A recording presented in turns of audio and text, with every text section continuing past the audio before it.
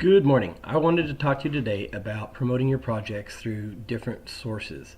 A lot of people focus on one, like Facebook or email, and I've been with DonorsChoose for about 10 years. I've had about 36, 37 projects funded.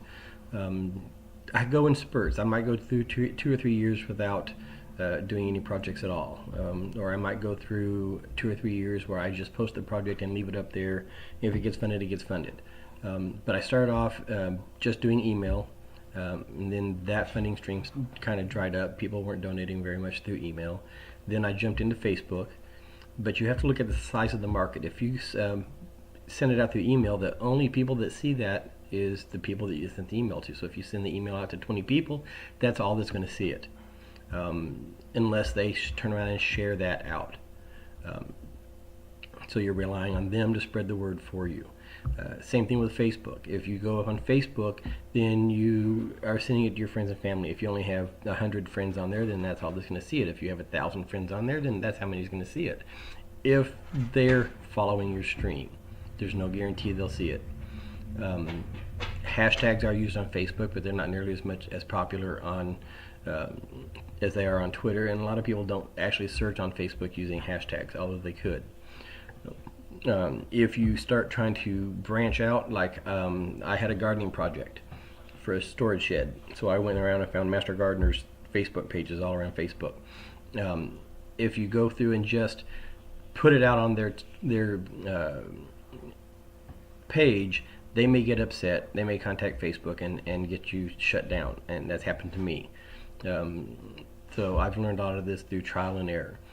Right now, if I go and contact them, if I'm wanting a 3D printer and I go and find a bunch of 3D websites, or not websites, Facebook pages, I'll PM them and get them to say whether they'll put it out there or no, it violates their guidelines, or yeah, go ahead and post it for yourself. We can't post it, but you can. So I'll reach out to those other pages and stuff and do it that way. Sometimes I get suggestions, hey, why don't you go to this organization over here? So I'll try to contact them through Facebook.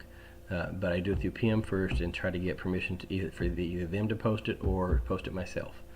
But again, that's a lot of work to go around and find all those pages and do that. So a lot of people, they'll put it out in their friends and family and pray that their friends and family share it out. I get maybe 3 or 4 shares now when my projects show up on the Facebook page. There's not too many people that share them out anymore. So that's sort of dried up. And that's too why I've gone around through spells where I don't advertise or promote my projects that much, because those avenues are drying up. So then I jumped into Twitter and Nextdoor.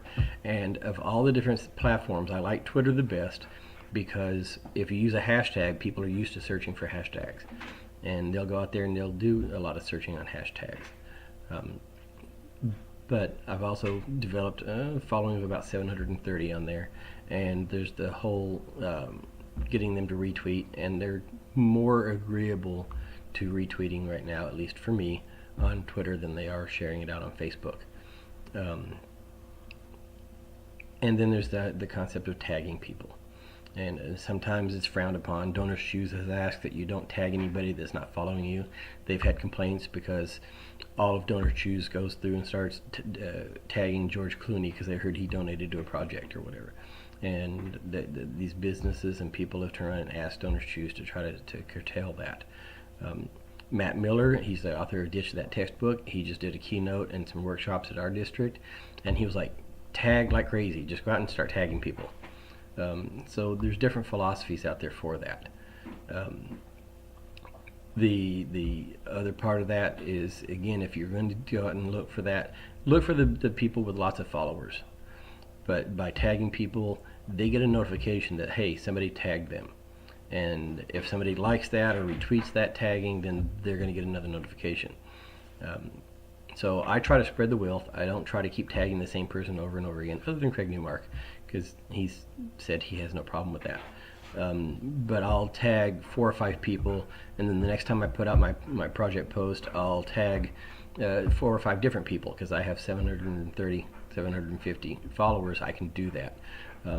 I typically don't tag anybody unless they have at least 10,000 followers or above, because if they're following me, they are going to see it. and many of those will go ahead and retweet it. But if I'm trying to get their attention and get their help with publishing it out, then I will tag them. But I try not to be a nuisance about it. I've seen people up on the Facebook page saying, tweet it out every day. Tweet it out every day. Unless it's got a match offer, I try not to tweet it out every day. Unless it's in the last month and it's going to expire, I try not to tweet it out every day. You have to look at the situation and the circumstances. Think about it. If you're sitting in your house watching TV and every 2 hours someone's coming in and knocking on your door trying to sell you Girl Scout cookies, you're going to get irritated. If you irritate them, they're going to not donate. So you want to try to ease them into it. So I might, when I first launch a project for the first couple of months, tweet it out once, maybe twice a week. Or share it out on Facebook once or twice a week. I always pin it to my profile, but I don't just rely on that, because if you pin it to your profile and it goes to your profile and then nobody sees it again. So if you're not tweeting it back out again every couple of days, every week, then it just gets forgotten about. So unless other people are retweeting it. So I try to get out there, even though I have it pinned by my profile, I'll go ahead and retweet it out or tweet it back out again a few more times, once a week or twice a week, until it gets to that match offer, or it gets to the last couple of weeks. When it hits the last couple of weeks, then I'll start tweeting them out more. If it's got a match offer, I'll tweet it out once, maybe twice a day. If it's in this last 2 weeks before it expires, I'll tweet it out once, maybe twice a day.